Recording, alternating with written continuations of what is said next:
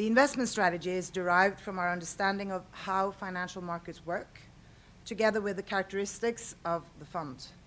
And the fund is different from the average investor in that it is large, it has a very long investment horizon, has few needs for liquidity, and is government-owned. These characteristics influence our risk-taking capability and may give advantage in certain areas relative to other investors. The strategy is in particular characterized by diversification through investments in a global portfolio of equities, bonds, and real estate, the harvesting of different types of risk premia, including the equity premium, exploiting the fund's long investment horizon by inter alia investing in unlisted real estates, a moderate degree of active management, that is, the fund follows the global benchmark indices closely, a responsible management taking into account environmental and social aspects, a cost-efficient management, and a clear governance structure. The investment strategy has been developed over time.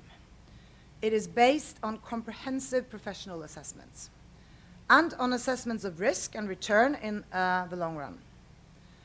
In order to generate a satisfactory long-term financial return, one must accept risk, of course. The investment opportunity is accessible to the fund both with regard to countries, asset classes, and financial instruments have been gradually expanded. The fund investments are widely diversified across regions, countries, and sectors in order to reduce risk. And some milestones, as you can see here, are from 1996 to 1998, the fund capital was invested in the same manner as the central bank's foreign currency reserves. In 1998, we decided to invest 40% of the fund in equities. The equity allocation was further increased to 60% in the years of 2007 to 2009, based on considerations of risk and return in the long run. Corporate bonds were included in the fixed income portfolio in 2002 to increase diversification. We have gradually increased the exposure to emerging markets, both in the equity and fixed income portfolio. In 2011, the fund started to invest in unlisted real estate, introducing a third asset class. Responsible management is important to the people of Norway.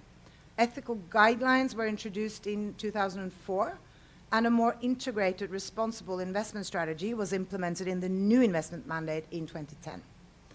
Several changes to the framework for responsible management were also made with effect from January this year, and I will return to this later in my presentation.